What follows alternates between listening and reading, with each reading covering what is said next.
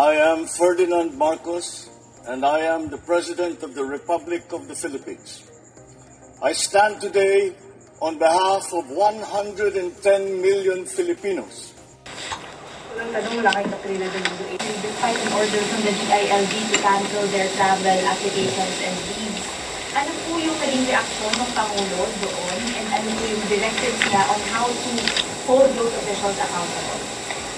Unang-una po ay kailangan muna itong ma-assess ano ba talaga ang kanilang pakay papunta sa ibang bansa. At kung ito po pa talaga ay naka-apekto sa mabilisang pag-aksyon para sa mga kababayan natin na nakaranas ng hagupit ng bagyo. At hindi po natin agad-agad ito masasabi na sila ay may sala na. Kailangan po pag-aralan muna.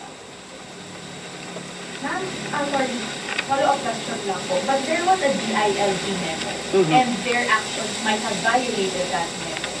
Wala po bang corresponding action as to hold them accountable over that violation?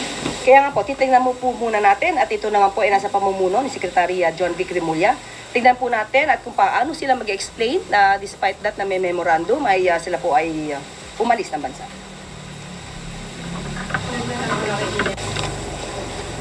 Ang Joseph, sa mga nakilipas pong araw, Tabagyong Sino, ang Pangulo po ay binabahin sa social media regarding po sa pagbibigay ng tulong pinansyal sa ating mga naging biktima ng Bagyong Sino, especially po yung mga nasiraan ng bahay, dun sa 5,000 for partially and 10,000 for the totally damaged po ng bahay. Ano po ang reaction ng Pangulo dito? Anong management po? Hindi po kailangan batikusin dahil noong nakaraang administrasyon, ganyan din po ang halaga na binigay na paunang tulong. Ito ay paunang tulong. Tandaan po natin, ang Pangulo po ay nagbigay na po ng 760 million sa mga apektado na lugar na misinalanta ng Bagyong Tino. At ang pagbigay po na to ay pansamantala pong ibinibigay sa ating mga kababayan para mayroon po silang panggastos. At sinabi po ng Pangulo na ito ay ongoing at patuloy po ang pagtulong. At kinakailangan po na yung iba ay ma-relocate dahil po sila ay nasa no building zone. So yun po ay agarang pagtulong po. Ibig sabihin, ang binibigay na cash assistance po ay pagtulong po sa pamilya. Iba po yung ibinibigay mismong tulong ng Pangulo, ang pondo, mismo sa mga LGUs para po makarecover ang nasabing lugar. Pero kung malinaw yung sa kanyang sinabi, partially damaged ng mga bahay po, yung 5,000 at 10,000 yung damage po, yung sa kanyang speech. Opo, pero meron pong karugtong. Continuing at patuloy po ang pagtulong. So, ibig sabihin, hindi po doon natatapos ang pagtulong ng Pangulo. Yun, no? Sa pool si Eden. Isa po sa mga layunin na pagkakaroon ng mga exercise po sa bansa ay parang sa disaster response po. Sa dito na sinusunod ang Panginoon na ano po yung sigurang palagi sa mga naghahanap ng konkretong benepisyo at aktual na ang pag ng EDCA sa pagtulong po sa mga apektado ng mga. Opo, ang EDCA naman po ay isang agreement sa pagitan po ng US at ng Pilipinas. Kung saan po ina-identify yung mga lokasyon para po sa tinatawag nating humanitarian assistance and disaster relief. Sa ngayon po, tumawag din po kami sa AFP kung ano na po ang nangyayari at anong naitutulong ito. Sa ngayon po ay inaalam pa po nila at hinahanap pa po ang pinaka-update patungkol dito. Pero ang EDCA sites po ay malaking tulong po kapag ka po may mga sakuna na nangyayari sa atin. Dito po ay nagiging nagsisilbi itong hubs para sa mas mabilis na pagtulong sa ating mga kababayan. Nandiyan po ang paggamit po ng Fort Magsaysay bilang distribution, relief goods during the previous disasters.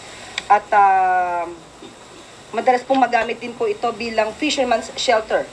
At mga DSWD and AFP repacking sites. So yan po ang malaking naitutulong po ng EDCA sites sa ating bansa.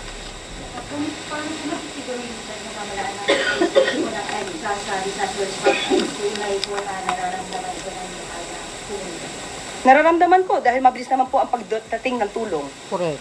Sa mga kababayan po natin.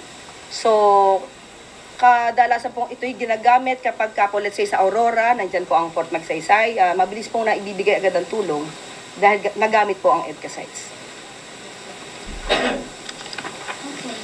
Para lang po mas maintindihan, ano po yung ibig sabihin kapag kapag na-approve na yung 1.6 billion na quick response fund? Pwede na po siyang i-release pag na-approve po. Ibig sabihin, ito po ay dumaan sa pag-aaral at kailangan i-release, lalo-lalo pa sa mabilisang pagtulong sa ating mga kababayan. Patuloy na pagbibigay tulong at deployment ng medical teams pinag-utos si Pangulong Marcos Jr. Agad umaksyon si Pangulong Ferdinand R. Marcos Jr. ilang oras matapos mag-landfall ang Super Typhoon Uwan sa Dinalungan, Aurora noong linggo ng gabi. Sa pulong kaninang umaga, pinag-utos ni Pangulong Marcos Jr. sa Department of Social Welfare and Development o DSWD sa pangunguna ni Secretary Rex Gatchalian ang tuloy-tuloy na pagbibigay tulong sa lahat ng mga sinalanta ng bagyo. Ayon sa DSWD, patuloy nilang binabantayan ang mga evacuation operations at status ng mga evacuees.